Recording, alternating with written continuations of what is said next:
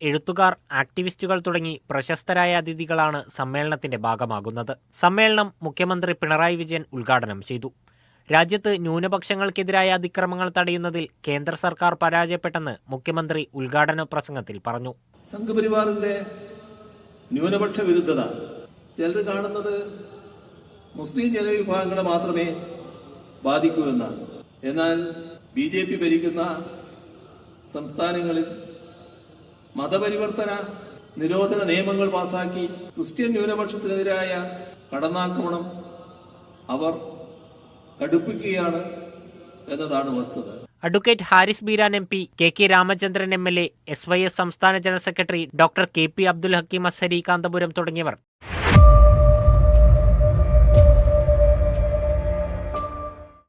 അസ്സലാമു അലൈക്കും വറഹ്മത്തുള്ളാഹി. പ്രിയമുള്ളവരെ, ജനങ്ങളെ കൺഫ്യൂസ് ചെയ്യുന്ന, ജനങ്ങൾക്ക് കൺഫ്യൂസ് ഉണ്ടാക്കുന്ന ഓരോ കാര്യങ്ങൾ, അതാണ് ഈ യുക്തിവാദികൾ, നിരീശ്വരവാദികൾ, യുക്തിവാദികൾ ചെയ്യുന്ന കാര്യം. ഈ യുക്തിവാദികൾ എന്ന് പറഞ്ഞാൽ അതാണ് ജാമിദയെ പോലെ, അതുപോലെ ആരിഫ് ഹുസൈൻ്റെ പോലെ അവർ പറയുന്ന ഒരുപാട് പൊട്ടത്തരങ്ങൾ. ആ പൊട്ടത്തരങ്ങളിൽപ്പെട്ട ഒരു ക്ലിപ്പ് നിങ്ങൾക്ക് കേൾക്കാം.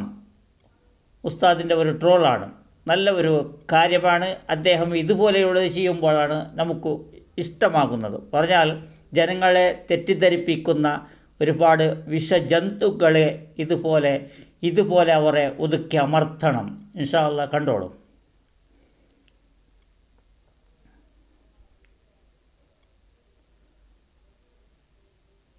ബഹുമാനമുള്ളവരെ, ഇതാണ് ഈ നിരീശ്വരവാദികളെ, ഈ യുക്തിവാദികളെന്ന് പറയുന്ന ഈ വിഷജന്തുക്കളുണ്ടല്ലോ, ഇവരോട് ഒരുപാട് മുസ്ലിയാക്കന്മാർ, ചെറിയ ചെറിയ തലപ്പാവക്കാർ നമ്മൾ കണ്ടതാണ്. അവരോട് വിളിച്ച് സംസാരിക്കുന്നത്. ഇവരാണെങ്കിലോ ഉചിതമായി ദർസും കിതാബുകളും എല്ലാമായി സമസ്തകളിൽ സ്ഥാപനങ്ങളിൽ പഠിച്ചവരാണ്. പഠിച്ച ഒരുപാട് തൊപ്പിയും തലക്കെട്ടുമുള്ള, അല്പസ്വല്പം പഠിച്ച് അവരോട് ഇവർ എനിക്കൊരു സംശയമുണ്ടെന്ന് പറഞ്ഞ് ചോദിക്കുന്നതും കാണാം. അതൊരു കാഴ്ച നിങ്ങൾ കണ്ടോളൂ. സഹസ്രാബ്ദങ്ങൾ പഴക്കമുള്ളൊരു ചോദ്യത്തിന് ഇന്ന് തീർപ്പേൽപ്പിക്കുകയാണ്. നിങ്ങൾ ഞെട്ടും ഈ മറുപടി കണ്ടാൽ. കണ്ടു. മനുഷ്യനുണ്ടായിരിക്കുന്നത് പലതരത്തിലുള്ള ജീവികളിൽ നിന്ന് രൂപപ്പെട്ടു എന്നതാണ്. ഉത്തരം കിട്ടിയല്ലോ, സമാധാനമായല്ലോ. ഇനി വല്ല ചോദിക്കാനുണ്ടോ? ചോദിക്കണം. ചോദിച്ചോ. പലതരത്തിലുള്ള ജീവികൾ. ആ ജീവികൾ എങ്ങനെ ഉണ്ടാകുന്നു? ജീവികൾ ഉണ്ടായത് ഇതിങ്ങനെയാണ്. ജീവൻ ഉണ്ടാകുന്നത് വഴി എന്ന് പറഞ്ഞാൽ ജീവൻ എന്ന് നമ്മൾ നിർണ്ണയിക്കുന്നത് വഴിയാണ് ജീവൻ ഉണ്ടാകുന്നത്. അതല്ല, ജീവൻ ഉണ്ടാകുന്നത് വഴി അങ്ങനെ അതെ, അതന്നെ, അത്രേ ഉള്ളൂ. സിമ്പിൾ അല്ലേ? എങ്ങനെ ആ ജീവൻ ഉണ്ടായി എന്ന് വെച്ചാൽ ജീവൻ ഉണ്ടാകുന്ന വഴി ഇങ്ങനെ അങ്ങോട്ട് ഉണ്ടാകുക. നമ്മൾ എന്ന് പറയുന്ന ആരാണ് സാർ? നമ്മളെന്ന് പറയുന്നത്, നിങ്ങളിപ്പോ ചോദിച്ച ചോദ്യം, നിങ്ങളുടെ പേരെന്താ? നമ്മളാരാന്ന് അറിയത്തില്ലേ? നമ്മളാരാണെന്ന് നിങ്ങളോട് ചോദിച്ചാൽ നിങ്ങൾ പറയും നമ്മളാരാണ്, നിങ്ങളാരാണെന്ന്. നിങ്ങൾ എന്നോട് ചോദിക്കുക നമ്മളാരാണെന്ന്. അപ്പൊ നമ്മൾ പറയും നിങ്ങളാരാണ്, നമ്മളാരാണ്. വിഷയം പിടികിട്ടില്ലേ? ഇത്രയേ ഉള്ളൂ. മനുഷ്യന്റെ ആ വെറുപ്പത്തിന് ഇത്രയേ ഉത്തരവുള്ളൂ. കൂടുതലും ചോദിക്കരുത്. നിങ്ങളുടെ പേരെന്താ? അൻസാരി സുഹരി, ആലപ്പുഴ. സൂത്രന് ഷീരു കൂടി എന്തോ പറയുന്നത് കേട്ടു നോക്കാം. അബ്ദുള്ള മരിച്ച് 2.5 വർഷത്തിന് ശേഷമാണ് ആമിന പ്രവാചകനെ പ്രസവിക്കുന്നത്. ഓഹോ, അങ്ങനെ ചരിത്രം ഉണ്ടാ? എന്നിട്ട് BGM ഒക്കെ കൊള്ളാം. ഈ ചരിത്രം എവിടെ ഉള്ളത്? പിന്നെ ഇമാം മാലിക്കിന്റെ ഒരു അൽ ഉമ്മ എന്നൊരു പുസ്തകമുണ്ട്. രാവിലെ ചേച്ചി പറഞ്ഞ കള്ളം കൊള്ളാം. ചക്കിക്കൊത്ത ചങ്കനോടാണ് പറഞ്ഞത്, പറഞ്ഞ സ്ഥലവും ഒക്കെ.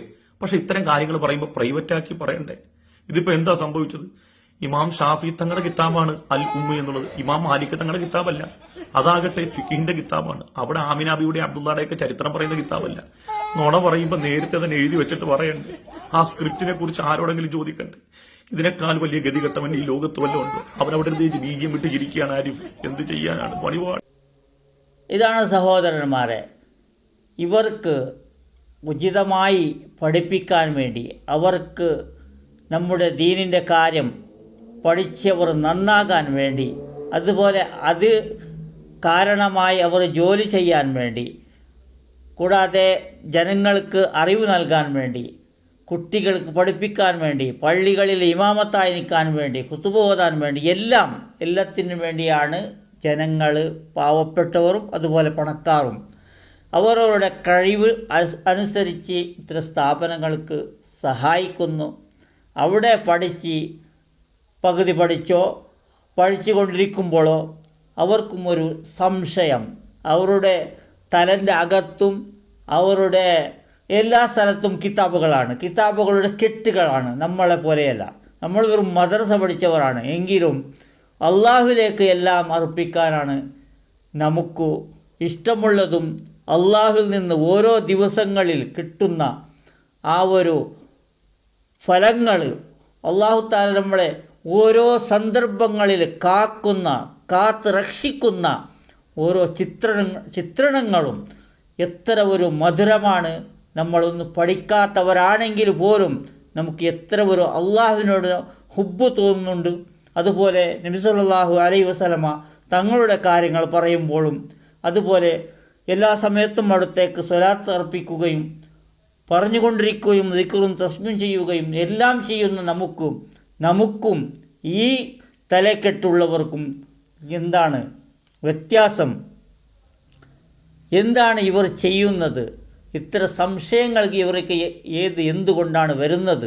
അതുപോലെ പരസ്യമായി ഈ സോഷ്യൽ മീഡിയ കാലത്ത് ഒരു മുത്തഅല്ലിമായ അത് അര മുസ്ലിയാറായാലും അവിടത്തേക്ക് ഫോൺ വിളിച്ച് ചോദിക്കുന്നതും അവർ പറയുന്ന മറുപടിക്ക് ഇവർ സമാധാനിക്കുന്നതും എത്ര ഒരു അവസ്ഥയാണ് ഇത് വല്ലാത്ത ഒരു കാര്യമാണ്.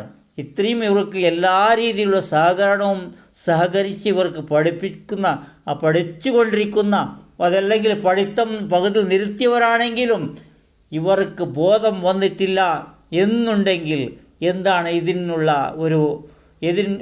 മറുപടി എന്താണ്? ഇതിൻ്റെ കാര്യത്തിൽ എന്താണ് ഇവരുടെ ഉസ്താദന്മാർ പറയുന്നത്? അതാണ് നമുക്ക് വളരെ വിഷമമുള്ള കാര്യമായതുകൊണ്ടാണ് ഇത്രക്കും ഇതിനെ പറഞ്ഞ് കാണിക്കാൻ കാരണം. വല്ലാത്ത ഒരു വിഷമമുള്ള കാര്യമാണ്. അതുകൊണ്ട് നിരീശ്വരവാദികളെ, യുക്തിവാദികളെ അടുക്കാതിരിക്കുക, നിരീശ്വരവാദികളെ സ്റ്റേജിൽ കയറ്റാതിരിക്കുക. അവർ അള്ളാഹു ഇല്ല എന്ന് പറയുന്ന ഒരു കൂട്ടരാണ്. അവരെ നമ്മുടെ യാതൊരു കാര്യത്തിനും, യാതൊരു സ്ഥാപനത്തിൻ്റെ കാര്യമാകട്ടെ അതല്ലെങ്കിൽ നമ്മുടെ ഒരു സമ്മേളനത്തിലോ അവരെ സംസാരിക്കാൻ വിളിക്കുകയോ എത്ര വലിയ അധികാരമുള്ളവരാണെങ്കിലും അവർ നിരീശ്വരവാദികളെന്ന് അറിഞ്ഞിട്ടും അവരോട് നമ്മൾ കഴിയുന്നത്ര നമ്മുടെ ഒരു കാര്യങ്ങളെ അവരിലേക്ക് കൊടുത്തുകൊണ്ട് നമ്മുടെ സ്റ്റേജ് അവർക്ക് ഒരുക്കി കൊടുത്തുകൊണ്ട് നമ്മുടെ ദീനിനെ നമ്മൾ കൊച്ചാക്കുന്നു എന്ന് മനസ്സിലാക്കണം. ഇൻഷാ അല്ലാഹ്. അസ്സലാമു അലൈക്കും വറഹ്മത്തുള്ളാഹി.